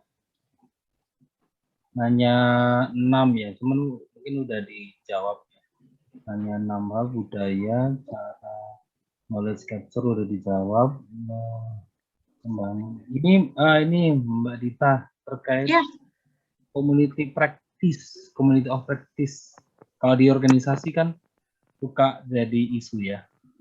Banyak sekali expertnya, banyak sekali orang ahlinya, cuman untuk membangun budaya sharing itu katanya dibutuhkan fasilitas berbentuk komunitas gitu. Kalau di dalam konteks gimana tuh bisa memulai membangun itu caranya gimana? Oke, membangun apa nih Pak kira-kira tadi? Komunitas orang-orang yang nggak usah diminta, nggak usah disuruh, nggak usah ditolin tuh itu berbagi dan kemudian dia memberikan solusi terhadap aktivitas yang memang sesuai dengan core dia gitu kan. Jadi kalau saya setahu itu kalau komunitas itu kan apa ya? Jadi kalau ada kegiatan atau proyek atau komunitas yang kemudian itu dilakukan oleh sebuah organisasi dan itu dilakukan oleh orang yang mungkin baru pada bergabung gitu. Nah, itu biasanya kan suka menemukan semacam case, masalah, kendala gitu kan. Nah, itu kemudian dengan adanya komunitas katanya bisa ngumpul dan bisa memberikan solusi dari orang-orang yang mungkin sudah senior sudah. Nah, itu kan tapi membangun itu tuh kadang-kadang tidak. Iya, susah ya Pak ya kayak gitu. Iya, jadi sebenarnya untuk membangun habitnya sendiri itu sebenarnya susah banget karena membangun dari struktur knowledge-nya aja tuh kayak kita perlu identification, perlu yang kayak tadi ya, mungkin aku sedikit sharing lagi. Yang proses-proses tahapan ini itu penting untuk dilalui ketika kita mau membangun knowledge management. Oke, ini. Nah, identification, terus habis itu create, kita membuat repositorinya, selanjutnya store, kita menyimpan, share. Nah, bagian share ini yang merupakan nanti pembentukan habit ke orang lain gitu. Ketika biasanya habitnya adalah ketika anggota sudah mendapatkan manfaatnya, mereka pasti akan kayak trigger atau terpacu untuk ikut gitu, untuk oh kayak menarik nih gitu. Contohnya, misalnya kalau ada salah satu orang yang diminta untuk sharing, ternyata hasil sharingnya ini, misalnya sharing tentang kalau di organisasi itu contoh yang simple aja, misalnya sharing tentang gimana sih cara pembuatan pembuatan SIM motor, misalnya kayak gitulah ya. Itu sebenarnya simple banget, tapi semua orang butuh informasinya dan semua orang nggak ada yang nggak tahu gitu kadang. Nah, ketika ada yang sharing kayak gitu dan ternyata ada yang merasakan manfaatnya, mungkin yang punya manfaat nanti akan ke-trigger gitu kayak, gue boleh dong sharing tentang gue bisa masak brownies nih, misalnya kayak gitu. Atau gue boleh dong sharing tentang knowledge management nih karena gue paham knowledge management gitu, siapa tahu bisa dipakai sama teman-teman kayak gitu. Jadi emang habit itu ada dan terbentuk ketika nanti orangnya sudah mendapatkan manfaatnya gitu sih Pak. Gitu. Makanya use and learn ini penting banget. Harus bisa nyampe kalau ada bisa terasa manfaatnya sehingga kemudian akan memicu orang untuk melakukan. Betul, harus nyampe dulu gitu. Kadang bahkan motivasinya orang untuk sharing itu kadang bukan karena dia menerima manfaatnya, tapi kadang ngeliat, wah ini acaranya keren nih, kayak oke nih buat jadi exposure profilnya dia, kayak gitu kan. Priorisasi Ada ya. yang motivasinya kayak gitu, iya. Kayak gitu. Itu sih. Oke, makasih Mbak Dita. Iya, sama-sama.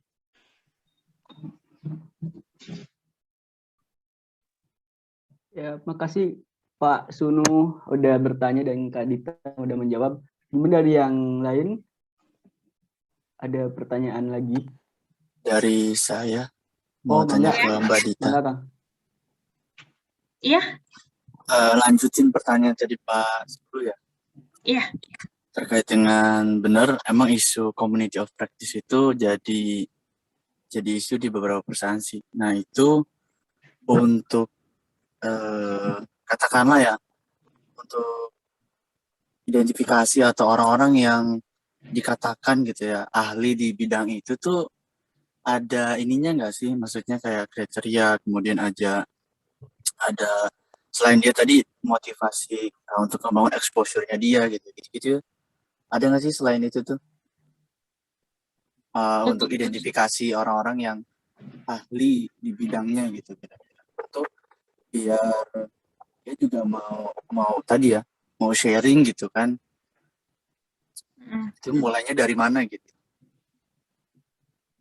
Bisa Oke. pertanyaannya.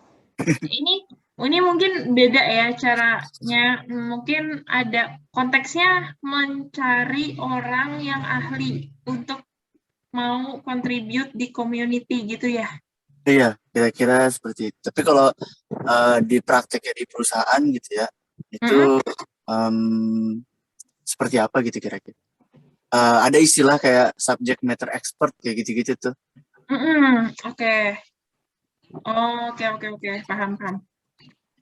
Kadang tuh mungkin ini ya, beberapa task di perusahaan atau di korporasi itu kan sifatnya rigid ya, bergantung pada divisi gitu. Padahal sebenarnya ada orang-orang yang punya capability yang lebih dari itu atau yang di luar dari core job desk-nya dia. Misalnya, saya sebagai analis, tapi saya juga bisa kok jadi MC gitu misalnya. Jadi saya bisa aja ngisi event gitu. Nah, kadang di perusahaan ngakalinnya ketika ngebuat suatu jobnya itu jadi sebagai project gitu. Nah, project-nya itu kita buat kayak semacam Spotify model kali ya. Jadi ada yang namanya Spotify model, di mana itu tuh ada sistem agile, ada tribe, squad, dan lain-lain. Yang isinya sebenarnya tribe atau squad itu berasal dari orang-orang yang lintas divisi. Tapi mereka masih punya capability yang kita butuhkan. Sehingga saya sebagai data analis, mungkin saya bisa ngedesain di suatu event dalam pekerjaan saya di kantor, kayak gitu. Nah, kayak yang di kantor saya sekarang, 60% pekerjaan saya itu berdasarkan pada capability saya di divisi, rigid, dan memang job desk-nya itu yang utama, tapi 40%-nya itu berdasarkan pada project base gitu. Jadi ketika ada project apa, oh oke nih, gue kayak bisa deh masuk ke bagian UX researcher, atau misalnya bisa deh masuk ke bagian operasional kayak gitu. Nah, kita boleh milih di project tersebut kayak gitu. Mungkin itu cara mendiscovery kira-kira capability tiap orang yang mungkin beda-beda walaupun sudah dibatasi oleh divisinya, kayak gitu sih. Mas. Oke, terima kasih. Iya, susah-susah gampang emang. Iya. Itu sih jadi tantangan di beberapa perusahaan. Isunya lagi ini soalnya. Oke, makasih. Oke, sama-sama. Baru dengar Spotify model. Iya, jadi Spotify model itu, coba aku share screen.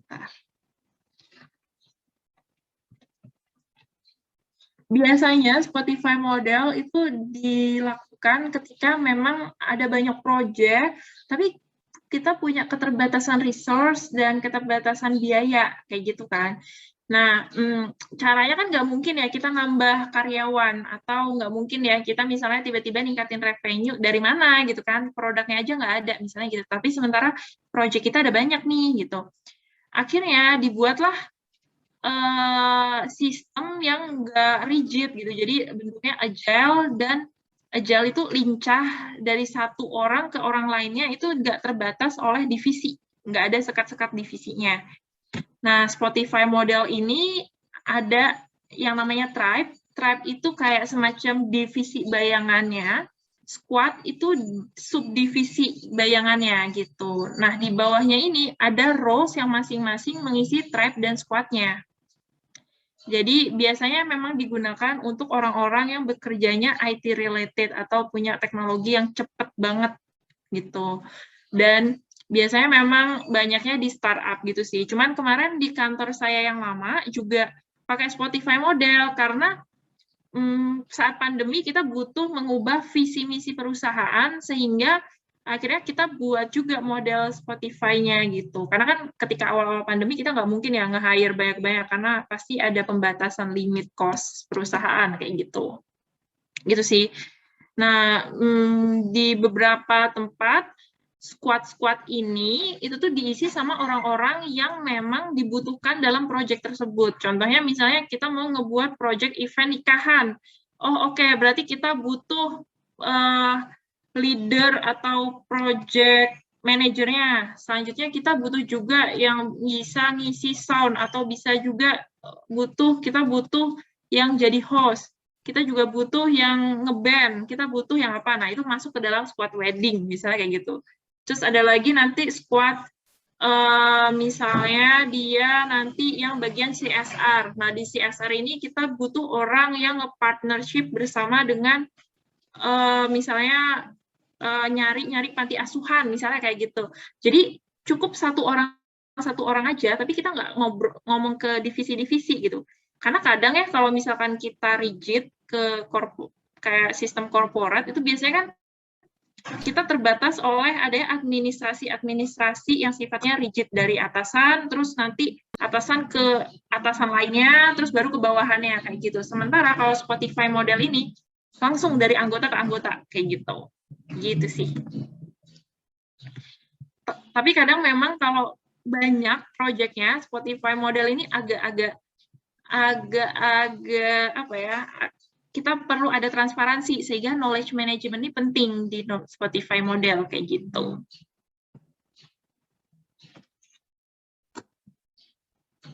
Gitu sih. Terkait term Spotify sama Agile, sama-sama di project management kan? Iya, betul. Itu sama-sama project management juga. Karena memang penggunaan Spotify model untuk nge-handle project-project yang banyak. Jadi lebih ramping. Iya, secara job desk mungkin akan lebih banyak ya tiap orang. Tapi secara administratif, birokrasi lebih efisien kayak gitu. Gitu sih. Cuman yang agak tricky adalah mungkin satu orang workload-nya akan makin banyak, sementara head-nya nggak tahu nih workload-nya sebanyak itu ternyata kayak gitu. Jadi kadang makanya knowledge management tuh penting untuk nge-track kira-kira tiap anggota tuh udah ngerjain project apa aja sih gitu. Gitu sih, Fikri. Pak, ini jawaban dan pembahasannya berat-berat banget ya, daging semua. Karena sedikit-sedikit nyinggung dari matkul-matkul juga sih. Oke. Gimana? Pak Sunu mau bertanya lagi? Jadi Ya. apa? Karena pancing sama penjelasan tentang Spotify model dari neraka itu konsep yang kalau itu Suaranya putus-putus, Pak. struktur yang kita harus ekspor. Unstable jaringan ya. Nah, gimana Ya, Pak, sekarang? sepertinya jaringan. Masih Sekarang ada, Pak. ketangkap nggak? Ketangkap Oh, Pak, udah. sekarang. Udah. Ya. Iya, jadi stok itu emang cukup efektif. Tapi kemudian ternyata melahirkan satu tantangan baru, yaitu suka agak dikomplain sama atasan yang struktur regulernya gitu kan. Suka terlalu enjoy asik di squad, kerjaan regulernya berkala. Iya betul Pak. Jadi memang yang bikin tricky itu sih. Harus ada pembatasan tiap orang gitu. Makanya kalau di kantor lama saya itu dibatasinnya berdasarkan pada OKR gitu. Jadi kita berdasarkan objektif outputnya. Iya betul. Jadi makanya oke, 60% kita berdasarkan pada divisi, pekerjaan-pekerjaan divisi atau business as usual, biasanya kita nyebutnya gitu. 40% nanti berdasarkan pada project Spotify kayak gitu.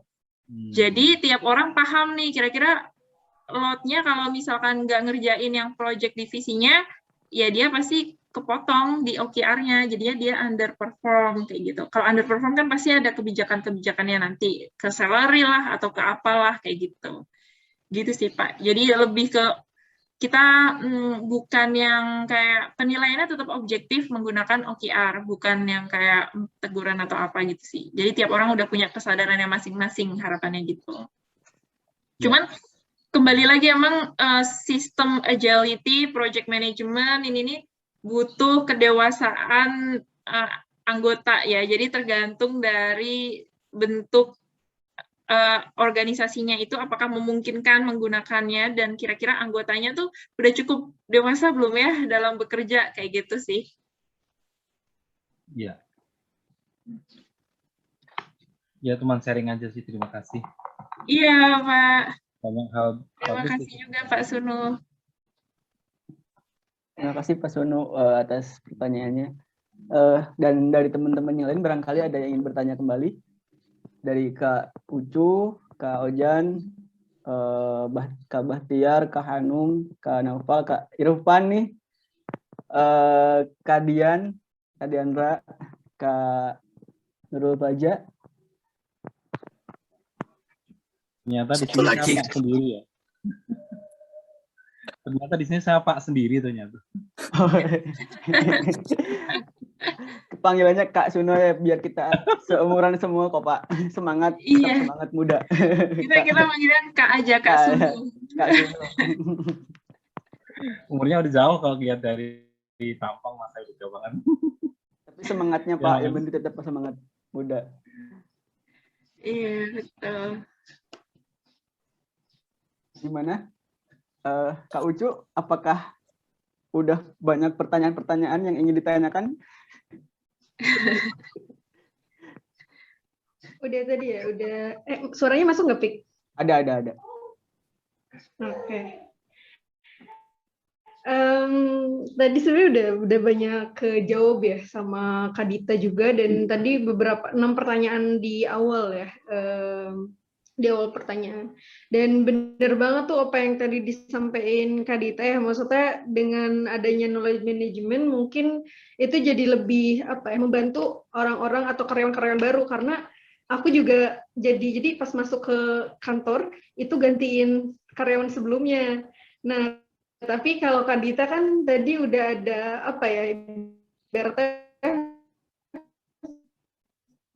udah ada database-nya, ada punya knowledge management. Aku kan ngejar-ngejar karyawan sebelumnya gitu, dan itu nggak mudah ternyata menghubunginya. Jadi malah ada spare waktu di mana yang harusnya mungkin bisa menghasilkan sesuatu atau sudah bisa bekerja itu jadi terhambat gitu, karena terputus informasinya kayak gitu. Jadi kayaknya nih habis ini mau langsung aja kayak ini terbut untuk mengurusin knowledge management ini di kantor gitu. Mungkin nanti di film Depok juga harus ada knowledge management nih, biar tidak bertumpu di sekretaris ya. Harus. Nanti Fikri mendokumentasikan semua catatannya ya di sini. Siap Kak. Ini di di recording kok Kak. Oke. Jadi nanti Teh Ucu langsung eksekusi ya Kak, eksekusi langsung habis kegiatan ini. Di-upload di YouTube ya. Upload di YouTube. Siap Kak. Oke. Mantap banget. Barangkali dari yang lain, Kang Irfan, bagaimana Kang Irfan? Tapi ada satu lagi, Boleh, Kak? ada satu Tahu, lagi pertanyaan sebenarnya. Iya. Yang tadi kan actionnya nih. Nah kalau pertanyaannya sebenarnya aku sendiri ya baru melek tentang knowledge management ini dari Kadita sebenarnya ya, yang waktu itu ada di HRD Indika Foundation. Nah aku kira awalnya knowledge management ini tuh untuk personal gitu, ternyata ada kelanjutannya untuk organisasi gitu, dan pas aku cari-cari banyak juga ya ini untuk apa startup, untuk organisasi, perusahaan-perusahaan gitu menggunakan knowledge management. Nah sebagai individual gitu, kalau tadi kan secara perusahaan ya, corporate, komunitas gitu udah dicontohkan. Kalau dari secara personal nih, personal sendiri, bagaimana sih Kak untuk apakah Kak Dita juga sudah mengaplikasikannya itu di personal? Karena jujur kalau aku sendiri awalnya emang ini gimana ya caranya kita bisa menghimpun berbagai informasi dan data. Kita kan punya ibarat bank data yang banyak banget, punya misal foto dari dulu gitu kan, terus apa ya, banyak banget dokumen-dokumen gitu di laptop mungkin hampir penuh ya, hard disk gitu, terus di otak juga mungkin penuh sehingga kita kesulitan untuk berpikir gitu ya. Nah itu gimana sih Kak untuk mengaplikasikan si knowledge management ini di dalam kita gitu, seperti itu. Oke.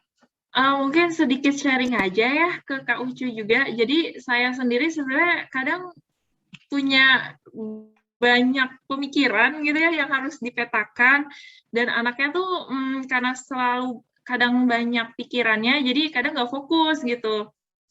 Takutnya gitu, akhirnya saya ngebuat sendiri nih knowledge management saya sendiri personal gitu. Jadi di sini saya buat, misalnya kalau misalnya ada project-project, saya buat aja Kanban list-nya di sini kayak gitu. Terus, ini kebetulan statusnya udah pada done.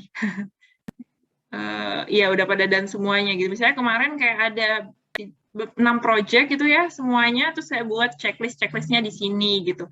Jadi gampang gitu ketika kita mau nge-track. Terus misalnya saya punya habit yang perlu di-track. Nah, ini saya buat sendiri juga page-nya di sini. Terus ketika misalnya saya mau nge-track juga keuangan saya supaya nanti di akhir tahun nih saya tahu nih kira-kira borosnya di mana sih, atau tiap bulan deh. Tiap bulan saya juga tahu akhirnya borosnya di mana. Itu saya buat juga kayak semacam simple budgetnya di sini gitu. Dan Notion itu memberikan semua fiturnya gitu. Jadi kita nggak perlu ngebuat dari awal, mereka udah ngasih template-nya gitu. Gitu sih. Jadi cuma kita tinggal edit-edit aja. Kayak misal saya harus ngebentuk habit yang produktif, misalnya kayak gitu. Di sini saya buat to-do list-nya, misalnya habis bangun sarapan, habis sarapan sikat gigi, ya pun ini maaf banget ya personal banget, jadi terus selanjutnya olahraga, habis itu belajar IELTS, terus cek email, baru kerja kayak gitu. Nah di situ habit-habit yang saya usahakan dengan ngebuat checklist, berarti kayak saya tuh udah saya udah punya komitmen nih gitu, tinggal ngecek aja nanti gitu. Dan ketika checklistnya full, itu kayak ada rasa kepuasan sendiri at the end of day, kayak gitu sih. Bahkan kayak lesson plan, jurnal, terus yearly goals, itu saya buat, pekerjaan pun saya buat catatannya di Notion ini gitu. Jadi emang knowledge management-nya buat personalnya tuh udah cukup ini sih, dan pakai Notion tuh udah cukup powerful lah menurut saya gitu sih. Kayak scholarship application kan emang harus di-track ya tiap tanggal, kira-kira kita mau apply universitas ini kapan, terus kita ngebuat esainya kapan, ngebuat motivation letter-nya kapan, mentoringnya kapan, kayak gitu-gitu kan banyak yang perlu di-plan. Nah, akhirnya saya buat knowledge management-nya juga, supaya tiap waktu tuh ingat gitu sih. Jadi kalau misalkan mau pakai tools, yang saya sarankan tuh Notion. Karena Notion ini sangat powerful dan template-nya ada banyak. Di sini template-nya ada yang buat student, ada yang buat human resource, marketing, atau misalnya mau buat sales, kayak gitu ada. Terus di sini ada yang misalnya life cycle, ada yang OKR gitu ada. Kalau yang personal, contohnya ada reading list. Jadi masing-masingnya itu udah punya. Nah ini misalnya kayak kita mau rajin baca buku nih, tapi rajin baca buku dalam tahun depan tuh kan kayak apa parameternya gitu. Ya udah berarti minimal 20 buku. Ya udah kita set judul-judulnya di sini, terus kita buat statusnya finish apa belum. Skornya bagus apa enggak nih bukunya, kita review gitu-gitu deh. Sama summary-nya kita kasih catatan kayak gitu. Atau kita misalnya mau buat habit, kira-kira apa aja habit yang mau kita buat. Di sini ada running, meditation, tidur 7 jam gitu kan. Nah, kita bisa lihat kira-kira hari ini udah terpantau belum ya? Kalau belum, kenapa gitu. Nah, nanti akhir minggu kita jadi kayak lihat, oh ternyata tiap hari Rabu dan Kamis kita malah jarang nih tidur full. Nggak pernah tidur 7 jam, selalu yang kurang, selalu 4 jam gitu. Kenapa ya? Oh iya, karena overthinking besoknya harus rapat pagi gitu. Misalnya gitu ya, jadi kita tahu penyebabnya dan kita bisa ngevaluasi dan kita bisa cari solusinya akhirnya kayak gitu. Gitu sih manfaatnya knowledge management for personal gitu. Nanti secara statistik si Notion ini juga ngasih kayak misalnya yang tadi simple budget tuh di akhir kayak kita bisa tahu tabungan kita di akhir tahun berapa tanpa kita perlu ngelihat rekening kita yang channelnya kadang banyak ya, sekarang e-walletnya banyak gitu. Gitu sih.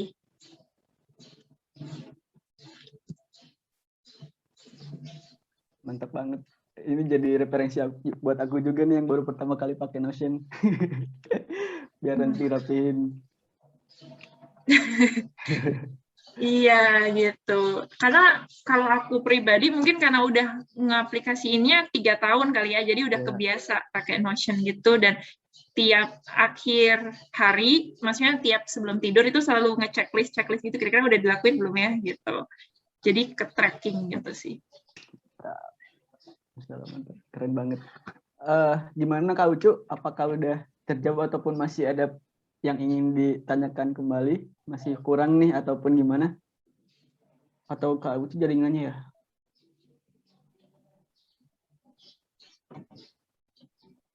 Halo Kak Ucu. Oh sepertinya Kak Ucu jaringannya soalnya lagi hujan juga. Oh iya.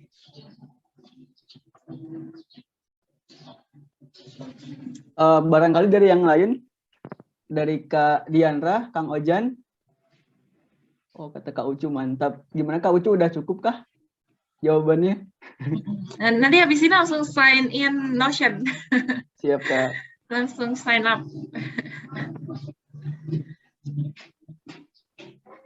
Mungkin berhubung jika tidak ada lagi pertanyaan, berhubung udah mau asar juga, mungkin ini Kak kayak closing statement nih dari Kak Dita buat kita yang ada di sini dan mungkin nanti bisa ditonton juga sama teman-teman yang nanti mungkin bisa diupload di YouTube ataupun di Instagram gitu, tentang kayak implementasi dan strategi dalam penerapan knowledge management ini gitu, ataupun closing statement dari kakak gitu buat kita. Oke. Mungkin sama ya kayak yang saya bilang tadi, kalau knowledge management is a means, not an end gitu. Jadi knowledge management itu proses gitu. Jadi kalau misalkan teman-teman selama keberjalanannya merasa kesulitan, merasa stuck dengan ini kok susah banget ya nggak bikin sistem knowledge management dalam satu organisasi gitu. Nggak apa-apa, karena nanti cycle-nya kan akan ada evaluasi yang secara bertahap kita lakukan terus-menerus. Nanti perbaikannya akan kita lihat gitu ya. Yang at the end nanti ketika teman-teman membandingkan di awal dengan di akhir itu akan terlihat jauh bedanya progresnya gitu. Sama kayak secara personal misalnya yang awalnya nggak pernah baca buku, tiba-tiba karena aku sign up Notion dan nge-list buku apa aja yang harus aku baca dan aku tracking tiap minggu, tiba-tiba akhir tahun udah 100 buku aja yang aku baca, misalnya kayak gitu. Nah ya kan, jadi kayak tanpa terasa aja gitu, tiap hari kita lakuin kayak gitu. Yang jelas knowledge management ini butuh ketekunan dan butuh kedisiplinan sih, gitu sih.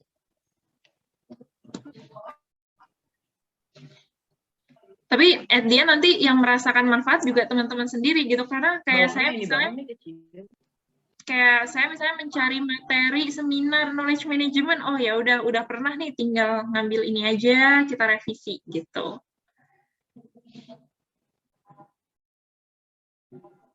Ya, makasih banyak nih Kak Dita. Mungkin habis ini kita bisa langsung implementasi Notion dan menerapkan knowledge management ini di kehidupan sehari-hari dan di organisasi teman-teman semua.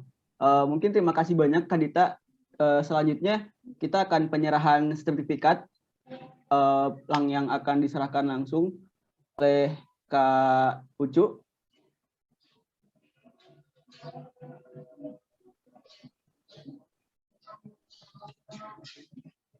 Kepada Kak Ucu, dipersilakan Kak Ucu.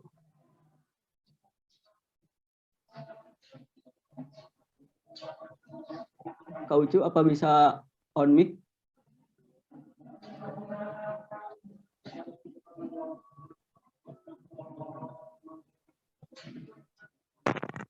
Kak Ucu.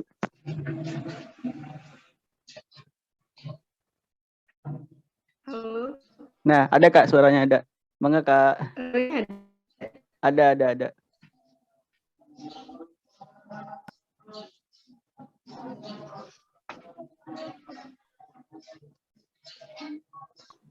Oke.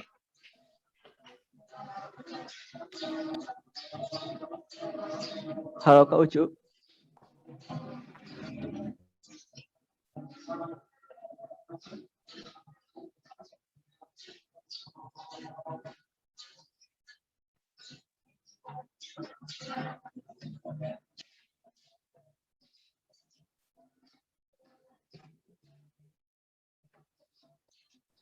Sepertinya jaringan Kak Ucu sedang. Kak Ucu, apakah jaringannya stabil?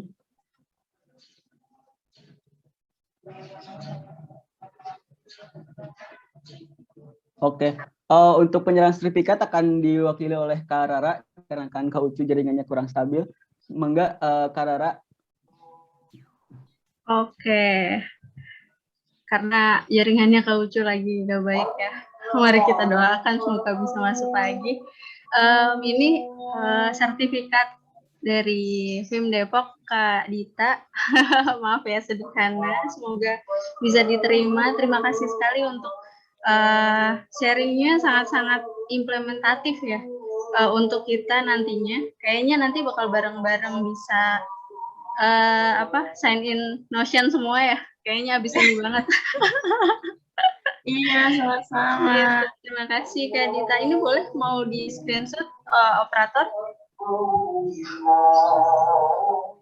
sebagai simbolis. Ini gimana nih? Harus gini ya? Iya, boleh gini. Harus megang ya. Susah. Sudah teman-teman? Sudah Kak. Oke, makasih sekali lagi ya Kak Dita. Semoga ilmu yang di-sharingkan akan terus bermanfaat. Terima kasih. Makasih juga teman-teman semuanya. Terima kasih Kak Dita atas sharingnya dan mohon maaf apabila ada kesalahan dalam selama memandu siang hari ini, dan jangan lupa nanti tanggal 30 Oktober akan ada ngobrol agak serius POL 3 dan untuk temanya Mas nanti pas akan dikasih tahu di pertengahan bulan Oktober. Terima kasih sekali lagi. Maaf atas kekurangannya dan kurang lebihnya mohon maaf. Bila taufiq wal hidayah. Wassalamualaikum warahmatullahi wabarakatuh. Selamat berjumpa di tanggal 30 Oktober. Waalaikumsalam. Terima kasih semuanya. Semuanya, makasih. Makasih Kak Dita.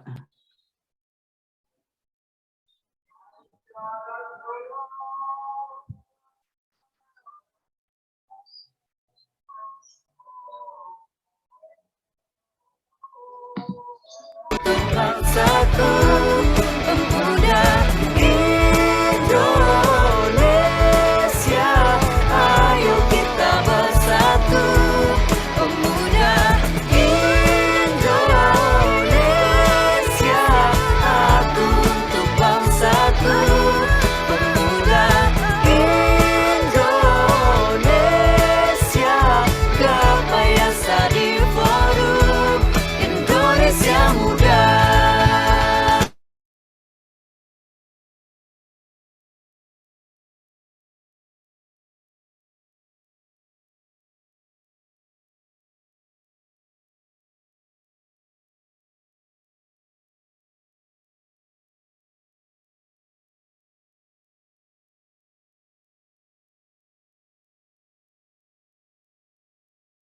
ini. Kami